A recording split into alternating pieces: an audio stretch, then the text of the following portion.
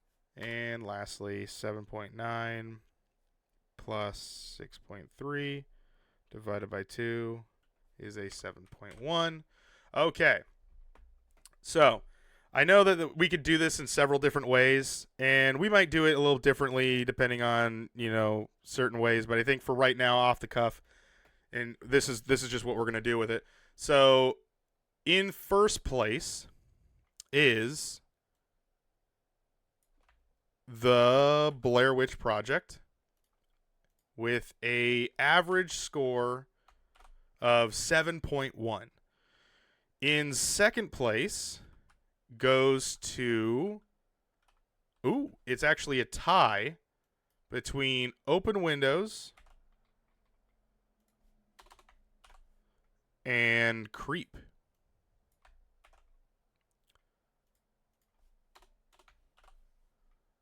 Okay. And then, how did that work out? How is that more? I got to check that out for a second. Just to make sure that that all worked out. 5.6 plus 1.8 divided by 2. No, that's a 3.7. I was like, wait a minute, that's not right. 3.7. Okay, my bad. That makes more sense. I think I wrote that down wrong. Okay, so I'm just moving these around as I kind of go here.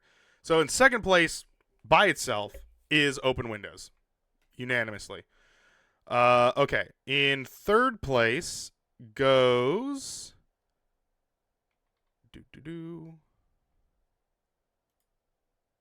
6 to 6 point. Oh man, I didn't write the title for this one. What got a 6.6?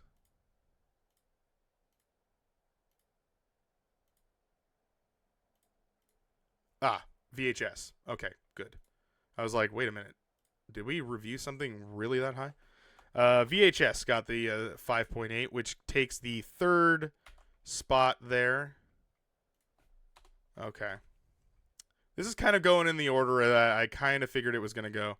And then following that is its younger brother, VHS 2. Following that one is the third child to that one, which is VHS Viral. And then following that is Creep 2. And in last place is Creep. Okay, so let's rattle it all off. First place, Blair Witch Project. Second place, Open Windows. Third place, VHS. Fourth place, VHS 2. Fifth place, VHS Viral. Creep 2 follows after. And in last place is Creep. I also didn't do all of the breakout things. I just kind of realized that. Every episode I was going through, does the camera get used for sex? How many times does the camera change hands? How many times does the camera get dropped? How many times does the footage get malfunctioned? And how many deaths there are? I didn't do that. I did do it, so I'll just tell you. Camera gets used for sex 0 times. Camera changes hands 5 times. That is either it switches cameras or the camera gets passed to somebody else. Everyone changed the camera except for Michael only held the color camera. He didn't hold the black and white. But everyone else had their camera, swapped it, and then Michael had his. So that's how many times happened. How many times does the camera get dropped? 2 times, and it's at the very end. Gets malfunctioned. There was one obvious one, and then there was a second one that kind of did, but it didn't really. I guess there's 3 times. Would be at the very end, too. There's a 3 time. And deaths, we don't know. Because in the movie, we don't see anyone actually dead. So it's hard to say if they actually died. We can presume that they did, but I just put a question mark because we have no idea. So that is it. Your winner of MovieKombat Season 3 goes to the Blair Witch Project. That is your... You think Heather died? I think they all eventually died. It's just a matter of how you want to... We don't actually see that happen, so it's whatever. But anyway, yeah. So that is it. That is going to be the end of MovieKombat. Thank you guys so much for sticking with me throughout the entire season.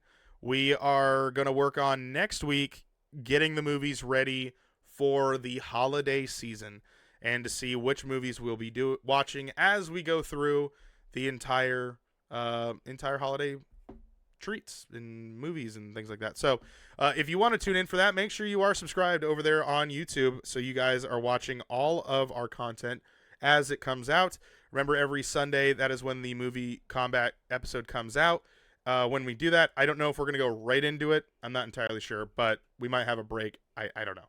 It's going to be weird because this was a good time to do this and to test it because there wasn't a lot of times I had to be out of town, whereas I will have to be out of town because we were going to do our Thanksgiving break, and we also have a Christmas break that we do here just so to hang out with family and friends. So that's kind of something that we will have to juggle when we do, but we'll worry about that next week. So anyway, thank you guys so much for watching. Thanks to Foxy. Thanks to Preacher. Thanks to everyone that has joined us throughout the entire journey through MovieKombat. I will see you guys in the next video. Good night, everybody, and enjoy a movie. Now these are essentially what trying to bring back order to the galaxy. They're all dead now. They're all gone. And wiping a clean slate here of what the rebels are now. And so